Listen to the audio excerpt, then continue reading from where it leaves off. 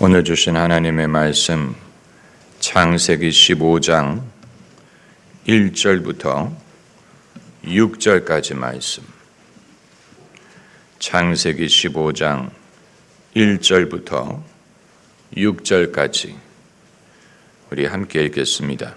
이후에 여호와의 말씀이 이상 중에 아브라함에게 임하여 가라사대 아브라함아 두려워 말라. 나는 너의 방패요 너의 지극히 큰 상급이니라. 아브라함이 가로되 주 여호와여 나는 무자하오니 나의 상속자는 이 다메섹 엘리에셀이니이다. 아브라함이 또 가로되 주께서 내게 씨를 아니 주셨으니 내 집에서 길리운 자가 나의 후사가 될 것이니이다.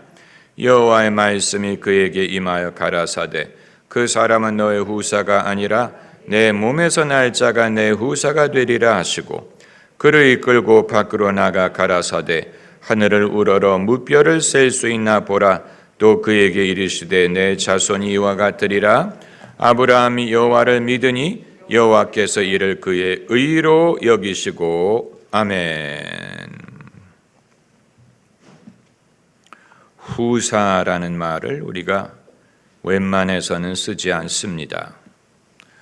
아브라함이 아직 생생하게 살아있지만 후사를 생각할 수밖에 없습니다. 왕조에서는 황태자를 얻는 것이 급선무입니다. 세자를 얻는 것이 그 왕조를 보존하기 위한 최고의 조건이에요. 이 마리 앙뚜아네트의 일대기를 다룬 영화를 보니까 마리 앙뚜아넷이 원래 오스트리아의 공주였는데 프랑스의 황태자에게 시집을 옵니다.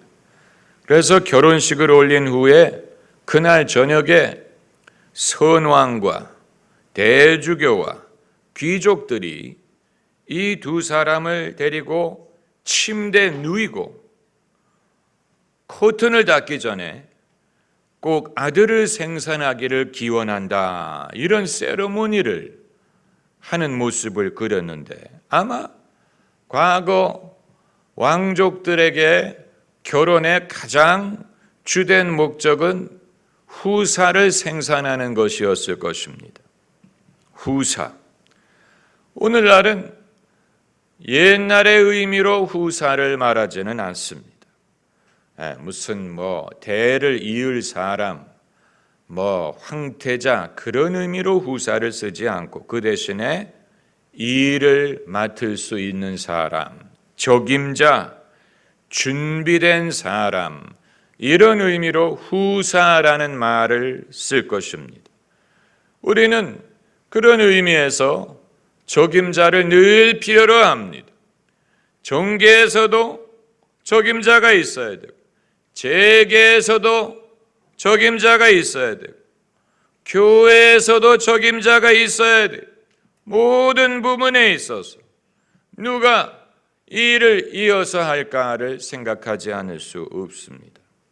그런데 아브라함이 하나님에게 대면에서 나누는 대화에서 뭐라고 말하냐면 나의 상속자는 다메섹 엘리에셀이니이다. 성경에 하나님과 대화할 때 누구의 실명을 거론한 적이 별로 없지. 그런데 아브라함은 엘리에셀의 이름을 댔어요. 다메섹 엘리에셀이 내 후사가 되리다. 하나님이 내게 씨를 아니 주셨으니 내 집에서 길리운 자가 내 후사가 될 것입니다. 그런데 이 말을 듣고 하나님이 즉각적으로 분명하게 응답하시기를 그 사람은 너의 후사가 아니다. 내 몸에서 날 자가 내 후사가 되리라. 아주 분명하게 즉시 하나님이 응답하셨어요. 아브라함은 엘리에셀이란 사람의 이름을 댔는데 하나님은 그 사람이 아니고 내 몸에서 날 자가 후사가 되리라. A가 아닌 B다. 아주 분명하게 말씀하셨어요. 아브라함은 가장 합리적인 선택을 한 것입니다. 자기에게 자식이 없기 때문에 자기 집에서 길리운 가장 자기에게 충성을 했고 자기와 오래 있었고 아브라함의 정신이든 가치를 제일 잘 알 수 있는 가장 합리적인 선택을 해서 이 사람이 후사가 될 것입니다 라고 제안을 한 것인데, 하나님은 아예 아직 태어나지도 않은 사람, 아직 태어날 조짐도 보이지 않는데 그 사람이 너의 후사가 되리라, 아직 존재하지도 않는 사람을 후사로 지목하신 것입니다. 성경에 누가 이 사람이 아닐까라고 제안을 했는데 하나님이 그 사람 아니고 이 사람이다 라고 말씀하신 경우가 왕왕 있습니다. 그 중에 하나가 이삭이 에서에게 축복하려고 한, 장자인 에서에게 축복을 하려고 이미 약속까지 했어요. 내가 사냥을 해서 고기를 맛있게 요리해 오면 내가 그것을 먹고 너를 마음껏 축복하리라, 이미 정한 일이에요. 이삭은 자기 맏아들 에서가 복을 받고 후사가 되기를 바랬어요. 그런데 하나님의 뜻은 그렇지 않았어요. 하나님은 에서가 아닌 야곱이다, 그래가지고 야곱이 속이면서까지 이삭의 복을 받게 하지 않았습니까? 또 사무엘 선지자가 이세 아들 중에 하나에게 기름을 부으려고 갔을 때 이세 아들 중에 하나라는 사실은 알았지만 누구인지는 몰랐어요. 가보니까 아들이 7명이 있고 말자는 아직 부르지도 않았어요. 그런데 첫째에 보니까 키도 크고 잘생기고 이 사람이 후사가 될 만했어요.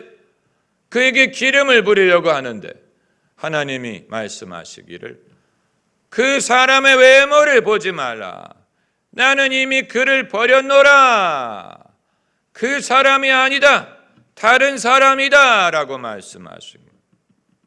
다만 누가 아닌가 하는 말씀을 하셨는데 누가 하나님의 택한 사람인지는 아직 말씀하지 않았어요. 계속 이 사람 아니다, 이 사람 아니다, 첫째도 아니고 둘째도 아니고 7명을 다 지나갔는데도 아니었어요. 그래서 사무엘이 이새에게 물어봤어요. 당신의 아들이 다 여기 있냐? 그랬더니 말째가 아직 있는데 들에서 양을 치나이다. 사무엘 말하기, 그를 빨리 불러오라. 그를 부르지 전에는 우리가 자리에 앉지 아니하리라. 그 말은 식사하지 않겠다라는 말이에요. 그래서 말째를 불러왔는데 얼굴이 붉고 아름답고, 그리고 하나님이 말씀하시기를 이가 그니, he is he, 이 사람이 그 사람이다. 그래서 그제서야 다윗에게 기름을 붓지 않았습니까? 그러니까 처음에 당연한 적임자라고 생각하고 아버지 이새가 자기 아들 중에 당연한 적임자라고 생각하고 사무엘 앞에 불렀는데 하나님은 그가 아니다, 다른 사람이다 라고 말씀하시고, 그리고 그 사람이 오기 전까지는 우리가 자리에 앉지 않으리라. 이런 식으로 하나님께서는 이처럼 사람이 생각했던 가장 합리적인, 가장 자연스럽게 생각할 만한 초이스를 아니라고 하시고, 다른 사람이, 근데 그 사람이 거기 없어요. 다윗도 그 자리에 없었죠. 이삭도 아직 태어나지도 않았어요. 태어나서 존재하는 사람이다라고 말씀하시면 이해를 하겠는데 아직 태어나지도 않았기 때문에 어떤 아이인지도 몰라요. 그러니까 하나님은 어떤 사람을 후사로 원하십니까? 라고 물어본다면 답할 답이 없는 거예요. 왜냐하면 아직 태어나지도 않았기 때문에. 태어났어야 이런 사람이겠구나, 하나님이 이런 것을 원하시는구나 라고 말할 수 있을 텐데, 태어나지도 않았기 때문에 도대체 하나님이 원하시는 사람은 어떤 개념이냐, 어떤 종류냐, 그것조차 말할 수가 없어요. 말할 수가 없어요. 하나님이 어떤 사람을 예정하십니까? 라고 물어볼 때 답할 말이 없는 거예요. 그러나 답할 말이 없다고 하나님의 예정한 사람이 없는 건 아니에요. 바울이 이방인 선교를 위해 보냄을 받았지요. 만약에 사람들이 당신은 어디 가서 누구와 어떤 식으로 어떤 일을 할 것입니까? 라고 물어보면 바울은 그 어떤 것도 대답할 수 없었을 거예요. 누구와 할지, 어디로 갈지, 어떤 식으로 할지, 누가 예비되어 있을지 말할 수가 없지요. 왜냐하면 아직 그 일은 시작하지도 않았기 때문에. 그러나 대답할 말이 없다고 그 일이 할 수 없는 일인 건 아니에요. 아직 하지 않았기 때문에 아직 말할 수 없는 것뿐이에요. 아직 그 개념이 탄생하지도 않았어요. 바울이 그 일을 하면서 탄생하게 될 것이고, 그때 그게 어떤 것인지 새로운 개념을 발견하게 돼요. 발굴하게 될 거예요. 창조하게 될 거예요. 이삭이 아직 태어나지도 않았어요. 그런데 하나님은 태어나지도 않은 사람을 지목해서 내 몸에서 난 자라야 내 후사가 될 것이다. 이것은 아브라함에게도 당황스러운 말씀이었을 거예요. 왜냐하면 지금 있는 사람 중에서 하는 것이 가장 합리적이지 않습니까? 있는 사람 100% 흡족하지 않을지라도 적어도 있는 사람 있어야 가능성이라도 말할 수 있을 것이 아닙니까? 있는 사람 중에서 가장 그럴듯한 사람을 아브라함은 제안을 한 것인데 하나님은 이런 제안에 거부하셨어요. 아니다, 그 사람 아니다. 그러니까 최선의 선택인데 하나님은 최선의 선택으로 만족하지 않았어요. 최선의 선택, 사람은 최선의 선택을 최선을 기대하기가 어렵고 차선이라도 어딥니까? 그렇죠? 차차선이라도 어딥니까? 어떻게 사람이 늘 있는 것 중에서 최선을 고집할 수 있겠어요? 우리가 직장을 찾을 때 최선의 직장이라면 얼마나 좋겠어요? 꿈의 직장. 그러나 꿈의 직장에 들어갈 수 있는 사람이 몇 명이나 됩니까? 차선이라도 어디에? 대학에 진학할 때 first choice, 제일 선택, 거기에 들어가면 얼마나 좋겠어요? 그러나 제2, 제3이라도 어디에? 그렇지 않습니까? 아브라함은 그런 식으로 판단을 한 거예요. 이제 나의 후사, 하나님이 그에게 나타나셔서 두려워하지 말라, 나는 너의 방패요 지극히 큰 상급이니라 말씀하실 때 아브라함은 자기 마음속에 있는 최고의 근심거리를 아뢰는 거예요. 여호와여 나에게 무엇을 주시려나이까? 나는 무자하오니 다메섹 엘리에셀이 내 후사가 되리라. 본인은 스스로 생각하기를 나이가 많다고 생각했던 것 같아요. 그렇기 때문에 후사를 염려하지 않을 수가 없었던 것인데 아브라함은 자기 자신을 늙었다고 생각을 하지만 하나님은 거기에 좌우되신 게 아니, 그런 식으로 판단해 가지고서는 하나님이 하시는 일을 우리가 경험할 수 없어요. 여러분, 사람을 만드는 것은 이처럼 어렵습니다. 성경이 우리에게 말하는 것은 하나님이 모든 것을 행하시되 사람을 통해서 행하시고 당신이 쓰실 수 있는 사람을 필요로 하신다는 사실이, 그렇기 때문에 아담과 하와의 아들 중에 가인 같은 아들만 있는 게 아니고 아벨 같은 아들이 있어서 하나님이 받으실 만한 예물을 드릴 수 있는 아들이 있었던 것이 다행이었어요. 만약에 아벨이 없었어 봐요, 가인만 있었어 봐요, 얼마나 비극적인 것이 되었을 것입니까? 또 노아 같은 인물이 없었어 봐요. 그러면 하나님은 모든 족속으로 다 물에 빠져 죽게 하실 수밖에 없었을 거예요. 하나님이 누구를 구원하려고 해도 구원할 만한, 방주를 지을 만한, 순종할 만한 사람이 있어야 했어요. 노아가 있었기 때문에 노아의 8 식구라도 살리실 수가 있었던 것이지, 노아가 없었다면 다 홍수로 빠져 죽었을 것입니다.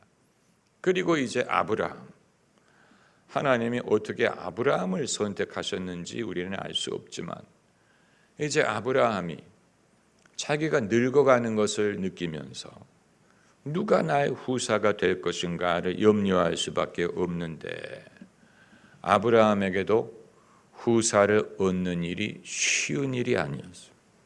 이게 쉬운 일이 아니에요. 사람을 얻는 것은 쉬운 일이 아니에요. 많은 인내와 수고를 필요로 합니다. 그리고 하나님이 쓰실 만한 사람이 아직 태어나지 않았을 수도 있어요. 아직 태어날 조짐도 보이지 않아요. 사라가 임신이라도 했다면 태어날 징조가 있죠. 아직 임신할 가능성도 안 보여요. 그런데 하나님은 내 몸에서 태어난 자라야 할지니라 이렇게 말씀을 하시니, 설령 10개월 후에 태어난다고 하더라도 클 때까지 기다려야 되잖아. 커서 자기 몫을 할 때까지 기다려야 돼. 얼마나 많은 세월. 그러니까 아브라함이 그때까지 건강하게 살아 있어야 됩니다. 그때까지 건강하게 살아 있을 것을 전제하는 것입니다. 그러지 않으면 그 몸에서 태어날 수가 없죠. 키울 수가 없어요. 아브라함은 아마 내가 후사를 정하고 이제 편하게 쉬게 되리라 라고 생각을 했을지 모르지만, 사람이 언제 어떻게 쉬게 될지는 그건 하나님이 정하시는 부분, 만약에 이 부분에서 기다리지 못하고 사람의 방법으로 때우려고 한다면 어떻게 되겠습니까? 문제가 발생해요. 그게 바로 이스마엘을 얻은, 기다리지 못하고 하갈이라는 여종을 통해서 이스마엘을 얻었어요. 이스마엘도 아브라함의 몸에서 난 자예요. 아브라함의 몸에서 났으니 비록 사라가 낳아준 아들은 아니더라도 close enough, 대충 맞지 않느냐, 100%는 아니더라도 대충 맞지 않느냐.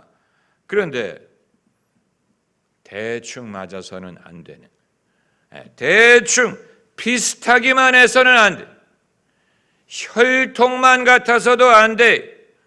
하나님이 약속하신 사람이어야 돼. 얼마나 어려워요.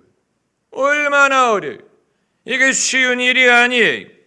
아브라함에게도 이게 쉬운 일이 아니에요.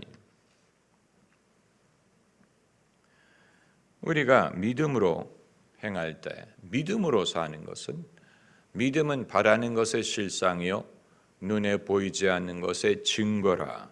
눈에 아직 안 보여요. 내가 믿는 바가 눈에 아직 안 보여요. 그렇기 때문에 믿음이 필요하다. 믿음으로 대신 보는 것인데 눈으로는 아직 안 보여요. 그렇기 때문에 어떤 거냐라고 물어보면 대답하기가 곤란해요.